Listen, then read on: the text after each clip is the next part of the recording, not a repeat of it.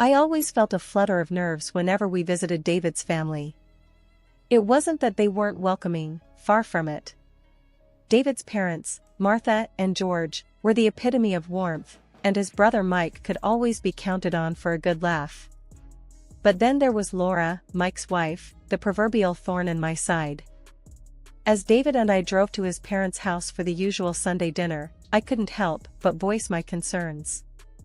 "David, are you sure it's okay that I come along today? I don't want to create any tension, especially with Laura around." David glanced at me, his eyes softening. "Chloe, your family. They all adore you. As for Laura, just try to ignore her snide remarks, okay?" I nodded, trying to brush aside the unease. David parked the car, and we made our way to the front door, greeted by the familiar, comforting aroma of roast beef and homemade apple pie. As we entered, Martha's face lit up. "Chloe, David, you're here. Come in, come in." George followed suit, his hearty laugh filling the room as he enveloped us in bear hugs. "How's my favorite daughter-in-law and soon-to-be lawyer?" Before I could reply, Mike bounded over, his usual playful self. "Hey, sis, ready for another round of family madness?" I laughed, the tension easing a bit. Wouldn't miss it for the world. Then, from the living room, Laura's voice cut through the air, tinged with her typical mix of indifference and sarcasm. "Oh, look, the happy couple finally graces us with their presence." I forced a smile, meeting her gaze. "Hi, Laura, good to see you too." Dinner was served, and the conversation flowed easily at first, everyone catching up on the week's events. Laura, however, seemed to be in a particularly prickly mood. "So, Chloe, still trying to play house with David? I mean, with your career and all, isn't that a bit too traditional for you?" she asked, a smirk playing on her lips.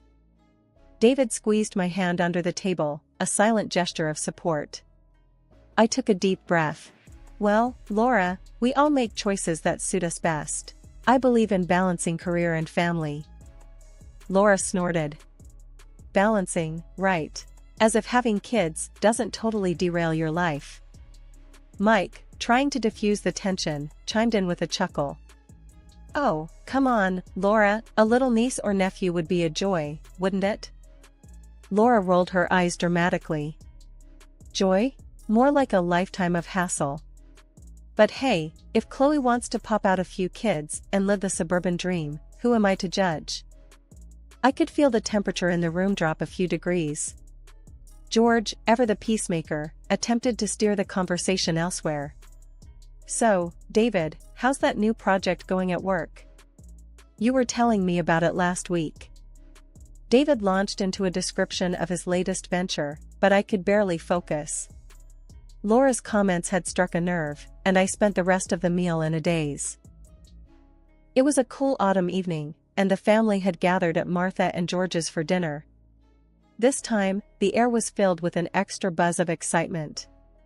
David and I had a special announcement to make, and I was both nervous and thrilled. As we sat around the dinner table laden with Martha's famous pot roast and mashed potatoes, I exchanged a glance with David. He gave me an encouraging nod. It was now or never. Everyone, we have some news," I began, my voice slightly trembling. All eyes turned to us. Martha leaned forward, her expression expectant. "What is it, dear?" David took my hand, beaming. "We're expecting a baby." There was a moment of stunned silence, then the room erupted in cheers and congratulations.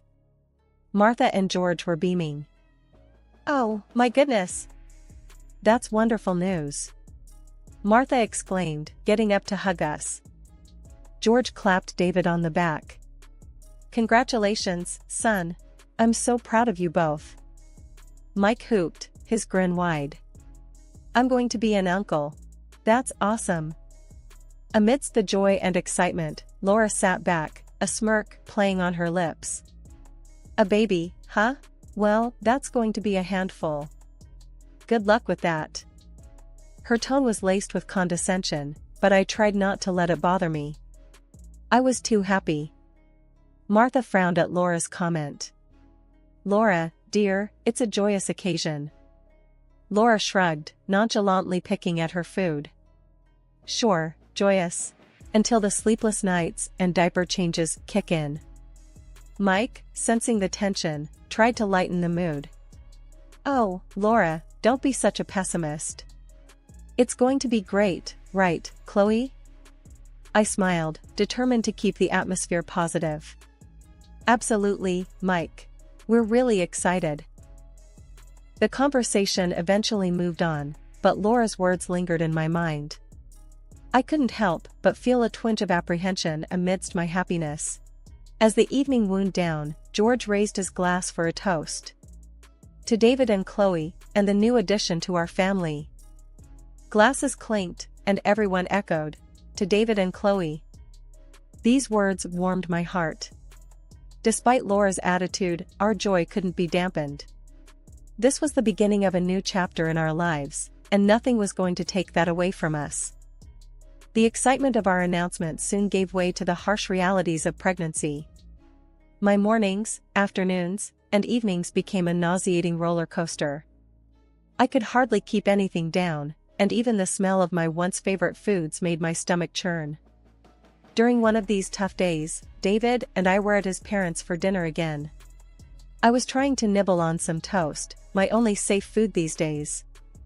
David was rubbing my back, trying to comfort me. Chloe, you sure you don't want to try some soup? Mom made it just how you like it, David suggested gently. I shook my head weakly. No, thanks, David. Just the smell is making me queasy. Martha looked at me with concern. Poor dear, this pregnancy seems to be really taking a toll on you. Laura, who had been watching with a disinterested look, chimed in with her usual lack of empathy. Well, what did you expect, Chloe? Pregnancy isn't a walk in the park. You wanted a baby, so now deal with it. I clenched my jaw, trying to maintain my composure. David's expression hardened. Laura, that's enough. Can't you see she's struggling? Laura rolled her eyes. Oh please, David. I'm just stating the facts. She should have thought about this before. George, trying to defuse the situation, interjected. Laura, let's keep the dinner pleasant, please. Mike, who had been silent, finally spoke up, his tone a mix of annoyance and concern. Laura, can't you just lay off for once? Chloe's doing her best. Laura scoffed, pushing her chair back. I'm just being realistic. You all are just babying her. In my opinion, she's just overreacting. It's just a little morning sickness. I felt a tear slip down my cheek, the stress and hormones getting the better of me. David stood up, his chair scraping back loudly. That's it. We're leaving. Chloe doesn't need this right now. As David helped me up, Martha came over, her eyes filled with apology. I'm so sorry, Chloe. Don't mind Laura, dear. We said our goodbyes quickly, and I couldn't help but feel a mix of relief and sadness as we left. The car ride home was quiet, the tension from dinner lingering in the air. As we drove home, I couldn't shake off Laura's words. They echoed in my mind, amplifying my fears and insecurities. But deep down, I knew I had to stay strong, for the sake of our baby. The day finally arrived when David and I welcomed our son, Ethan, into the world. It was a moment of pure joy, overshadowing all the hardships of the past months. We decided to introduce Ethan to the family at Martha and George's place, a neutral ground where everyone could share our happiness. As we entered the house, Ethan cradled in my arms, the family's reactions were everything I hoped for. Martha's eyes lit up, and George's broad smile was like a beacon of warmth. Mike was practically bouncing with excitement. Oh, my stars, he's just perfect. Martha cooed, gently touching Ethan's tiny hand. George leaned in, his voice gentle. Welcome to the world, little fella. Mike was next, his voice full of awe. Hey there, little guy. I'm your Uncle Mike. Ready to cause some trouble together? Their reactions filled my heart to the brim. But then, there was Laura. She hung back, a sour expression on her face. When she finally approached, her words were like a cold splash of water. "Well, that's a baby, all right. Kinda looks a bit weird, though. All red and wrinkly." The room went silent. Martha's face turned into a frown, and George's eyes narrowed. David's arm instinctively tightened around me. "Excuse me?" Martha said, her tone icy. "What did you just say about my grandson?" Laura shrugged, her voice dripping with disdain. "I'm just saying, he's not exactly cute, is he? Looks kind of scary to me." I felt a sting at her words, and David stepped in, his voice tight.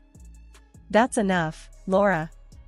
If you can't say anything nice, don't say anything at all." Mike looked at Laura, disbelief written all over his face. "Laura, what's wrong with you? That's your nephew." Laura rolled her eyes. "Oh, please. Everyone's thinking it, I'm just the only one saying it." Martha stepped closer to Laura, her eyes flashing. "Your behavior is disgusting, Laura. If you can't be happy for Chloe and David, maybe you should leave." Laura scoffed, crossing her arms. "Fine. If I'm not welcome, then I'll go. But don't expect me to fawn over a baby like everyone else." With that, she stormed out of the house, leaving a trail of shock and discomfort behind her. The joyous atmosphere had been tainted, and I couldn't help but feel a pang of sadness. A few months had passed since Ethan's introduction to the family, and things had been relatively calm. David and I were adjusting to parenthood, albeit with the usual sleepless nights and endless diaper changes. That sense of normalcy was shattered one afternoon when Laura unexpectedly showed up at our doorstep. I opened the door to find her standing there, an odd, frantic look in her eyes. "Laura? What are you doing here?" I asked, surprised. "Chloe, I need a favor, a big one," she blurted out, her voice tinged with desperation. I was wary but curious. "Okay, what is it?" She took a deep breath, her eyes darting around. "I need to borrow Ethan. Just for a little while." I stared at her, dumbfounded. "Borrow Ethan? What on earth for?" She began pacing, speaking rapidly. "It's my grandmother, see? She's old, doesn't have much time left. She told me she's leaving most of her estate to the first grandchild who has a baby. I thought maybe I could pass Ethan off as mine." I couldn't believe what I was hearing. "You want to pretend my son is yours? Are you insane?" Laura stopped pacing, turning to face me. "It's just for a day, Chloe. My grandmother's not all there anymore. She won't know the difference." Anger bubbled up inside me. "You want to deceive your dying grandmother with my child? That's sick, Laura." She clenched her fists, her voice rising. "You don't understand, Chloe. This could change my life. It's a lot of money we're talking about." I shook my head, disbelief and anger mingling. "I don't care how much money it is. I'm not going to help you lie, especially not with my baby." Laura's face contorted with frustration. "You're being selfish, Chloe. You have no idea what I'm going through." I stood my ground, my voice firm. "And you have no idea what being a mother means." "The answer is no, Laura.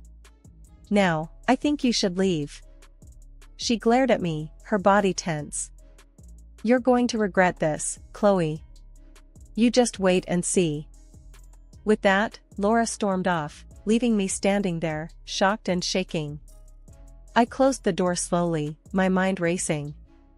The audacity of her request was beyond comprehension. I knew then that Laura was capable of going to extreme lengths for her own benefit, and that realization chilled me to the bone.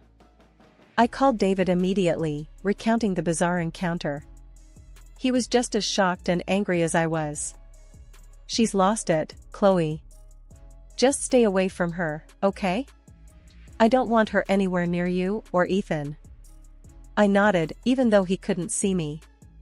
I will. It's too much.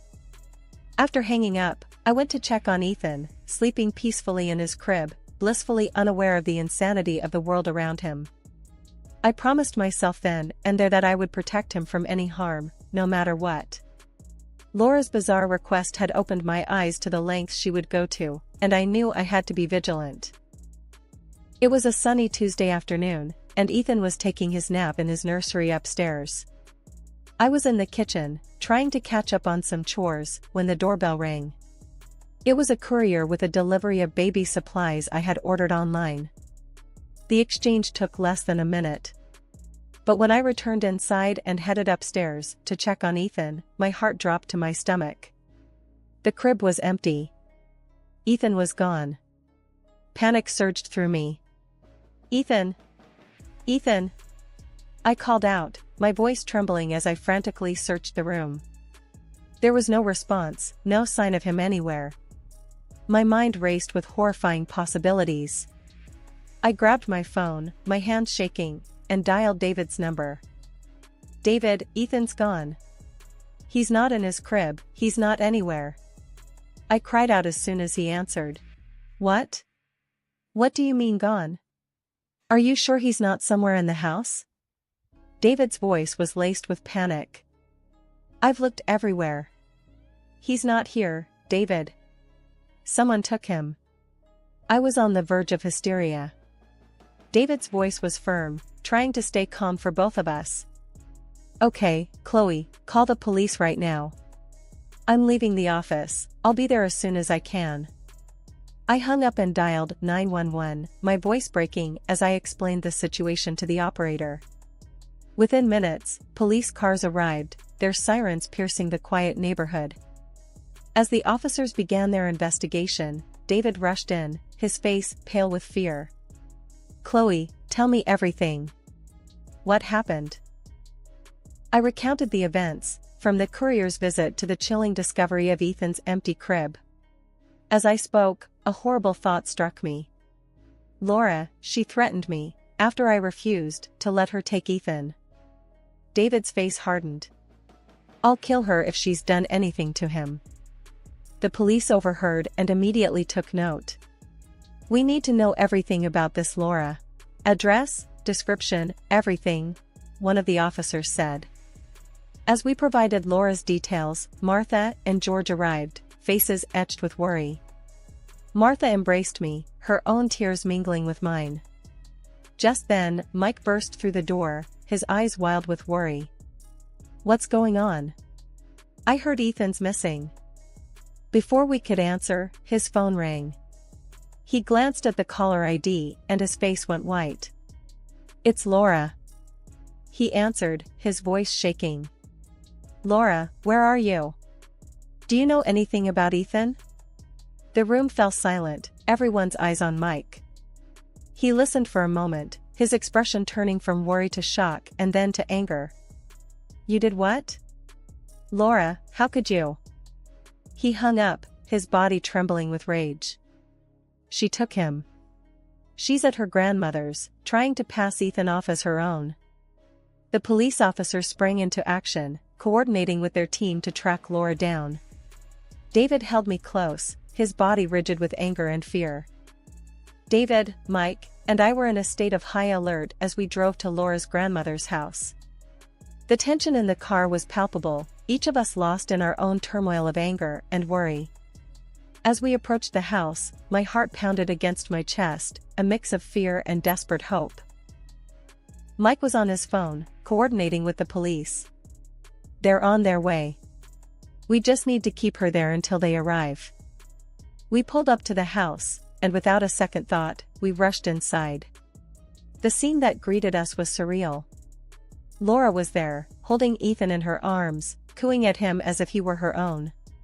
Her grandmother, a frail, confused-looking woman, was watching them with a faint smile. The moment Laura saw us, her face went white. "What are you doing here?" she stammered, clutching Ethan closer. "Give me my son, Laura!"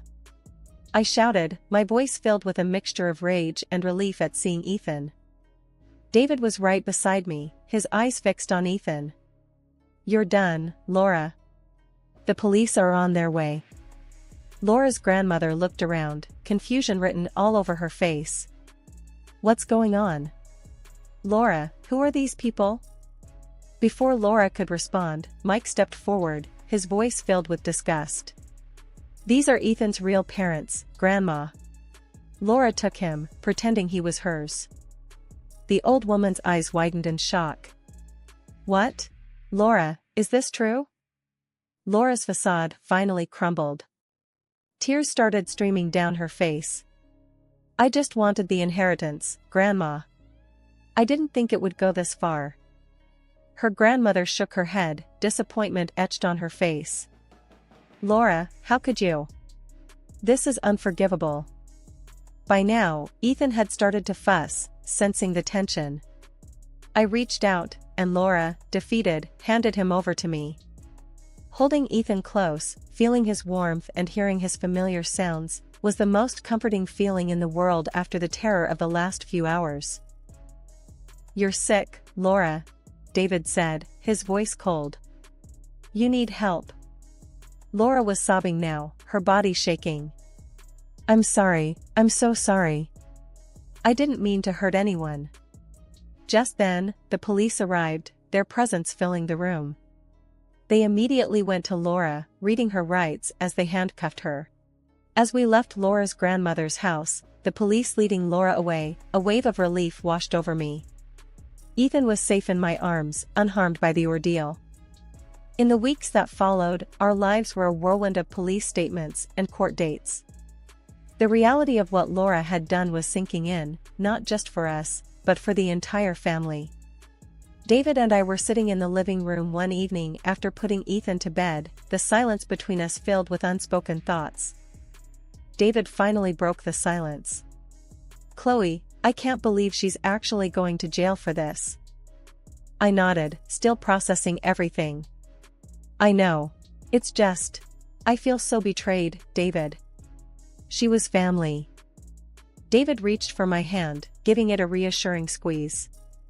"She crossed a line, Chloe. What she did was unforgivable. But we need to focus on moving forward, for Ethan's sake." The trial had been swift. Laura's actions were indefensible, and she was sentenced to several years in prison for kidnapping. Mike had filed for divorce, a decision that had shaken him deeply. A few days later, we were at Martha and George's house.